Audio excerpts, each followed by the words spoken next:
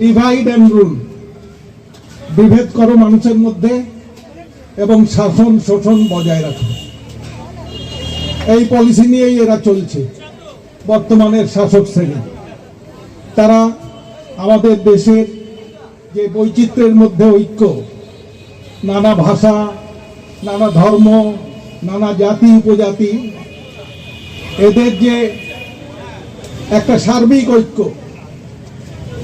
সেই সার্বিক ঐক্য তাকে বিনষ্ট করে ধর্মে ধর্মে, প্রধানত দুই ধর্ম হিন্দু এবং মুসলমান, এদের বিভেদ ঘটিয়ে তাদের শাসন বজায় রাখতে চাইছে, শোষণ বজায় রাখতে চাইছে।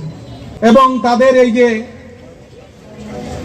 শাসনের মাধ্যমে যে একটা ডিক্টেটোরিয়াল ট্রেন্ড এখন পরিষ্কার, বিশেষ করে এই যে নির্বাচনী কমিশন গঠনের প্রক্রিয়া পূর্ণভাবে বদলে দিলেন।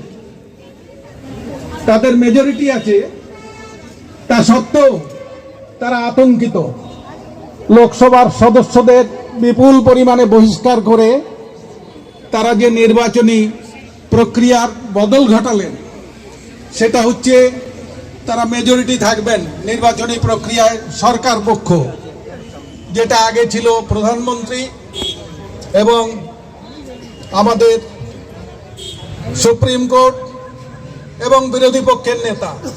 সেইখানে তারা সুপ্রিম কোর্ট তার যে প্রতিনিধি তাকে সরিয়ে দিয়ে প্রধানমন্ত্রীর মনোনীত একজনকে নিয়োগ করলেন।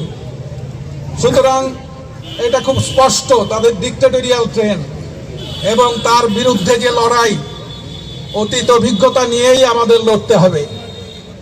দ্বিতীয় বিশ্বযুদ্ধকালীন যে পরিস্থিতি আমরা জানি, যে সোভিয়েত ইউনিয়ন বিশ্বের প্রথম সমাজতান্ত্রিক রাষ্ট্র, যাকে প্রথমেই ওরা টার্গেট করলো, মুসলিনি, হিটলার, তার বিরুদ্ধে সার্বিক ঐক্য গড়ে তুললেন সমাজতান্ত্রিক দুনিয়ার নেতৃত্বে স্ট্যালিন। সেখানে তাদের জন্মের মুহূর্তেই যারা শ্বাসরোধ করে হত্যা করতে চেয়েছিলেন, মার্কিন যুক্তরাষ্ট্র কিংবা অন্যান্য গণতান্ত্রিক রাষ্ট্র, গ্রেট ব্রিটেন ইত্যাদি, তাদের সঙ্গে রাতারাতি ঐক্য করে তার পরিণতি আমরা দেখেছি।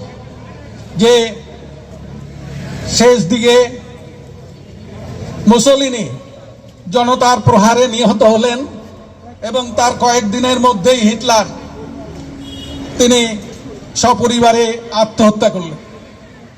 এই ঘটনা আমরা দেখেছি, যে জনতার প্রতিরোধ, বিপুল ক্ষয়ক্ষতি স্বীকার করে মানুষ এই যে ফ্যাসিস্ট শক্তিকে পরাজিত করেছেন।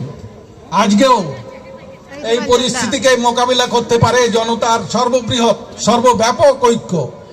কোনো ছুতমার থাকলে চলবে না।